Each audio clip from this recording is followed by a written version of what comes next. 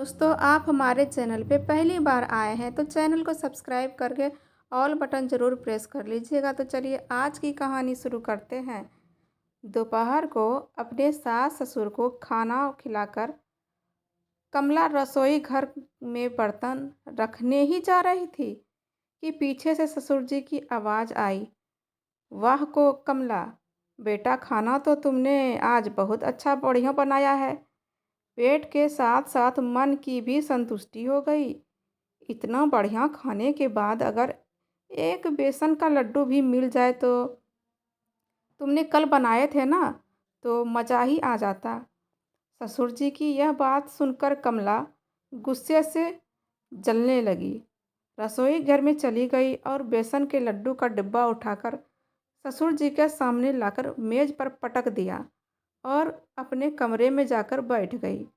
ना जाने समझ क्या रखा है इन लोगों ने हमें। मैं तो बस इस लोगों के लिए ही नौकरानी ही बन गई हूँ। आखिर मैं भी तो एक इंसान हूँ। ऐसा कैसे कर सकते हैं ये लोग मेरे साथ। ऐसा सोचते हुए भी उसे अपनी सहेली की बातें याद आने लगी।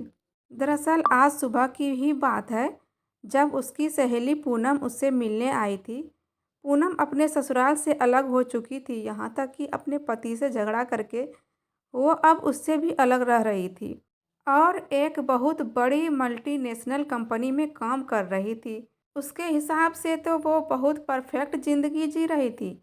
जिस समय पूनम कमला से मिलने आई थी तो करीब 11 बज रहे थे और कमला सबके लिए रसोई घर में चाय नाश्ता बना रही थी। वो भाग भाग कर सबको बड़े प्यार से नाश्ता करवा रही थी। अपनी सहेली के साथ कुछ वक्त बिताने के लिए उसने जल्दी से रसोई घर का सारा काम और फिर चाय नाश्ता लेकर अपनी सहेली पर पूनम के पास आ बैठी। और बता पूनम, तेरी नौकरी कैसी चल रही है? सब ठीक तो है ना? तभी पूनम मुंह बनाते हुए बोली, अरे मेरा तो मैं बाद में बताऊंगी, लेकिन तेरे साथ जो कुछ हो रहा है वो अच्छा नहीं हो रहा है। सहेली की यह बात सुनते ही कमला उलझन में पड़ गई। मैं कुछ समझी नहीं पूनम। साफ साफ बता, तू क्या कहना चाहती है? अरे कमला, तुम बड़ी भोली है। अच्छे घर से आई है, पढ़ी लिखी है, तो अपने ससुराल वालों की नौकरानी बनने की क्या ज़रूरत आन पड़ी तुझे? कमला उस समय हैरान होते हुए बोली, अरे पूनम, ये तू कैसी बातें कर रही है? मैं भला अपने ससुराल में नौकरानी कब से हो गई? ये तो तेरा अपना परिवार है। इतना प्यार करने वाला पति मिला है मुझे और मेरे सास ससुर तो मुझसे इतना प्यार करते हैं जितना कोई अपनी बेटी से भी ना करता होगा। इस घर पर मुझे लक्ष्मी का दर्जा दिया जाता है, तभी तो मैं भी अपने ससुराल वालों से इतना प्यार करती हूँ। फिर पूनम मुंह बनाते हुए बोली, हाँ बस तुझे गिरी लक्ष्मी कहकर ही इन लोगों ने बेवकूफ़ बना रखा है। अपनी उंगलियों पर नचा रहे हैं और तुझे लगता है कि तेरी इस घर में बहुत अहमियत है। अरे तू इन लोगों के लिए केवल एक नौकरानी है, एक नौकरानी। अरे पगली, कभी अपने बारे में भी सोचा है तूने? सुबह से लेकर रात तक चक्करधारी बनी रहती है, लोगों के लिए काम करती रहती है। तेरी अपनी भी कोई प्राइवेट लाइफ है या नहीं? प्यार की आड़ में सब लोग तुझे बस अपने काम निकलवा रहे हैं। अगर तू अब नहीं संभलेगी तो बाद में तुझे बहुत पछतावा आएगा। बता दे रही हूँ इन लोगों को कि तू आज के ज़माने की पढ़ी लिखी लड़की है। इन लोगों की काम वाली बाई नहीं जो दिन भर सबका ख्याल रखती रह फिरे। कभी तो अपने लिए भी समय निकाल लिया करो। बाहर की दुनिया देख करो, शॉपिंग करने जाया करो, नए स्टाइल के कपड़े पहन अपनी सहेलियों के साथ कुछ समय बिताओ। मुझे देख, मैं आजकल के ज़माने की लड़की हूँ। ससुराल वालों ने तो बहुत दबाना चाहा हमें। उन्होंने बहुत हमें नीचा गिराया, लेकिन मैं सबको दरकिनार करके अपनी अलग ज़िंदगी बसा ली है। मेरा पति मुझे अपने हिसाब से चलाना चाहता था तो मैं उससे भी अपने सारे रिश्ते तोड़ लिए। आज मैं अपने हिसाब से जी रही हूँ, लेकिन संतुष्ट हूँ। इसलिए तुझे समझा रही हूँ कि इन लोगों के प्यार के झूठे झांसे में आकर अपनी ज़िंदगी बर्बाद मत करो, कोई ज़रूरत नहीं है। सहेली की इन बातों को सुनकर कमला सोचने पर मजबूर हो गई, लेकिन फिर बोली, अरे पूनम, ये सब छोड़, तू भी कौन सी बातें लेकर बैठ गई। इतने दिनों बाद मिले हैं, कुछ हंसी मजाक की बातें करते हैं। उस समय तो कमला के पूनम की बातों को नज़रअंदाज कर दिया, लेकिन उसका एक एक शब्द उनके दिलों में दिमाग में बैठ चुका था। पूनम की बातें सुनकर उसे सच में ऐसा लगने लगा था कि ससुराल वाले केवल उसका इस्तेमाल कर रहे हैं और उसकी नज़रों में उसकी अहमियत सिर्फ एक काम वाली बाई जैसी है। थोड़ी देर में उसकी सहेली बोली, अच्छा ठीक है कमला, अब मैं चलती हूँ। कुछ दिनों से मैं ब्यूटी पार्लर भी नहीं गई हूँ। वो क्या है ना कि मैं अपना पूरा ध्यान रखती हूँ। कटाक्ष करती हुई पूनम हंसकर अपना बैग उठाकर चली गई और जाते जाते बोली, कमला, चाहे तुम मुझे मेरी बातों का कुछ बुरा लगा होगा, लेकिन इस विषय पर एक बार ज़रूर सोचना। अपनी सहेली की बातें याद करते हुए कमला की तंद्रा अचानक भंग हुई। जैसे ही उसने ससुर जी की आवाज़ आई, बेटा कमला, मेरा चश्मा तो देना ज़रा, बिना चश्मे के अखबार भी नहीं पढ़ पाता हूँ मैं। समय तीखे स्वर में कमला बोली, नहीं पिताजी, अभी मेरे पास बिल्कुल समय नहीं है। अगर चश्मे के बिना अखबार पढ़ी नहीं जाती तो थोड़ी देर अखबार छोड़ दीजिए ना। अपनी बहू कमला से इस तरह के जवाब की उपेक्षा ससुर जी को कभी नहीं थी। उन्होंने कभी कल्पना ही नहीं की थी, क्योंकि कमला तो हमेशा हंसी खुशी से उसके काम किया करती थी। उसके इस व्यवहार पर उसकी सासू माँ भी चौंक गई, लेकिन किसी ने उसे कुछ नहीं कहा। परंतु थोड़ी देर बाद उसकी सासू माँ उसके पास आई और बड़े प्यार से उसने पूछने लगी, कमला बेटा, तू परेशान लग रही हो, क्या हुआ? तबीयत तो ठीक है ना? लेकिन इस बात में भी कमला को ऐसा लगा जैसे उसकी सासू माँ चतुराई दिखाकर उसके साथ अपनेपन का दिखावा कर रही है। फिर भड़कते हुए कमला बोली, नहीं नहीं, मुझे भला क्या परेशानी हो सकती है? मैं तो यहाँ आप सबकी परेशानियाँ दूर करने के लिए बैठी हूँ। आप जाइए यहाँ से, अपने कमरे में आराम कीजिए। आप लोगों के काम वाली बाई तो यहाँ खड़ी है। उसकी सासू माँ ने कुछ और कहना उचित नहीं समझा और चुपचाप बाहर चली गई। रात के समय कमला ने कोई अलग से दाल सब्जी नहीं बनाई और डिनर में दोपहर वाली सब्जी ही सबके सामने लाकर रख दी।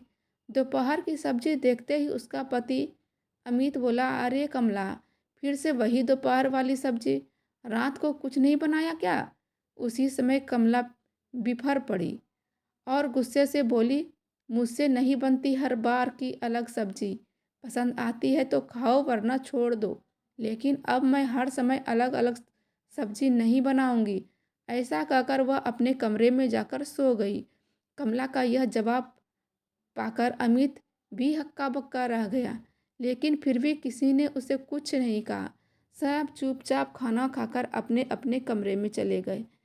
कमरे में लेटी हुई कमला सोचने लगी, आए बड़े मुझे नौकरानी बनाने वाले, जिसको भी जो भी खाना है वो बनवा लो सासू माँ से। 2 दिन में तो सबकी अकल ठिकाने ना आई तो मेरा नाम भी कमला नहीं। अगले दिन सुबह कमला की नींद तो खुल गई, लेकिन जानबूझकर वो कमरे से बाहर नहीं निकली। लेकिन तभी सासू माँ कमरे के दरवाजे पर आई और बोली, कोमल बेटी, आज तेरी ननद घर आ रही है तो आज खाने में कुछ स्पेशल बना देना। मैं तो कहती हूँ मटर पनीर की सब्ज़ी बना ले तो अच्छा रहेगा। तुम जल्दी से तैयार होकर आ जाओ, मैं तब तक खीर बनाने के लिए रखती हूँ। इतना सुनने की देर थी कि कमला गुस्से से तिलमिला उठी और बोली, बस मैं तो आप लोगों की मुफ्त की काम वाली बाई बनकर रह गई हूँ ना, जो दिन भर सबके लिए काम करे, खाना बनाए और मेहमानों की भी स्वागत करे। बहुत हो गया, अब मैं मुझसे ज़्यादा उम्मीद रखने की कोई ज़रूरत नहीं है। उससे कमला पैर पटकते हुए जैसे ही बाथरूम की तरफ जाने लगी, तभी अचानक उसका पैर फिसल गया और वो धड़ाम से ज़मीन पर गिर गई, पूरा बिखर गई। हाथ पाँव में बहुत ज़्यादा चोट आ गया। दरवाजे की चौखट पर उसका सिर पटका गया, जहाँ एक ओर उनकी टांग भयंकर दर्द होने लगा, दूसरी ओर माथे से खून बहने लगा। उसकी सासू माँ यह सब देखकर अचानक घबरा गई, दौड़ी दौड़ी उसके पास आई और परंतु तुरंत उसे सहारा देते हुए जैसे जैसे बिस्तर पर लिटाया और अपने दुपट्टे से बहते हुए खून को रोकने की कोशिश करने लगी। सुबह का समय था और अमित भी घर पर नहीं था। सासू माँ ने आवाज़ देकर बुलाया तो सब दौड़े दौड़े आए। अमित ने जल्दी से गाड़ी निकाली और दर्द से कहराती हुई कमला को उठाकर गाड़ी में बिठाया। सास ससुर भी साथ में बैठे। अस्पताल ले जाने के बाद पता चला कि कमला को टांग में फ्रैक्चर आया है। अपनी हालत पर कमला बस रोती ही जा रही थी। तभी सासू माँ उसके पास आई और हौसला देते हुए बोली, कुछ नहीं होगा बिटिया, परेशान होने की कोई ज़रूरत नहीं है, हम सब लोग हैं ना तुम्हारे साथ। डॉक्टर ने कहा है थोड़ा सा हड्डी में फ्रैक्चर है और कुछ भी नहीं, तू बिल्कुल ठीक हो जाएगी, चिंता मत कर। प्लास्टर चढ़ाकर कमला की अस्पताल से छुट्टी कर दी गई।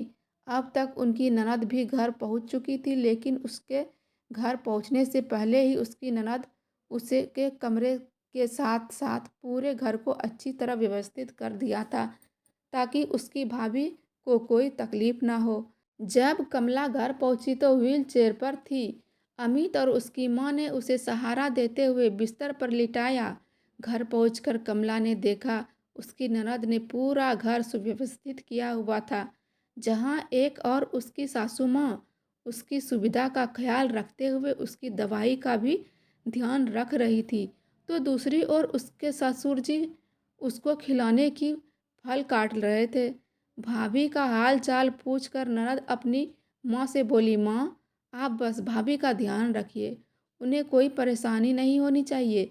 घर के काम की आप चिंता मत करो, सारा काम मैं देख लूँगी। अपने परिवार का इतना स्नेह और प्यार देखकर कमला मन ही मन आत्मग्लानि महसूस कर रही थी। उसे अपनी गलती का एहसास हो चुका था कि वो अपनी सहेली के बहकावे में आकर अपने परिवार वालों के साथ ऐसा दुर्व्यवहार करने चली थी। आज भले ही उसे शारीरिक परेशानी हो रही थी, लेकिन मन में एक संतुष्टि थी, क्योंकि उसे समझ में आ गया था कि उसकी इस घर में क्या अहमियत है। वो एक नौकरानी नहीं बल्कि सच में उन लोगों के लिए गृह लक्ष्मी है, जिस पर ससुराल वाले हुक्म नहीं चलाते बल्कि अपनापन जताते हैं।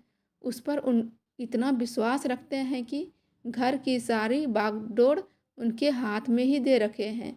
आज उसने तय कर लिया था कि आज के बाद वह किसी के बहकावे में आकर अपने स्वर्ग जैसे घर को तोड़ना बिल्कुल नहीं चाहती है।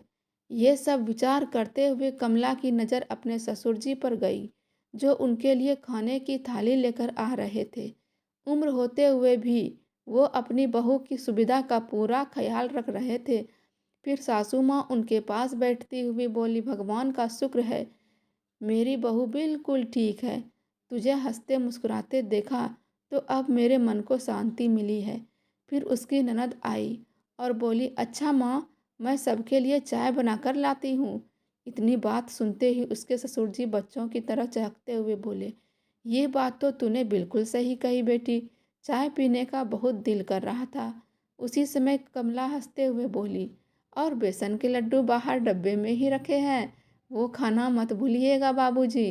तभी सासू माँ हंसते हुए कहने लगी, हाँ बहू, तेरे ससुर जी को भी बस खाने की ही सूझती है। सब ठहाका लगाकर हंसने लगे। थोड़ी देर बाद उनकी सहेली पूनम का फ़ोन आया।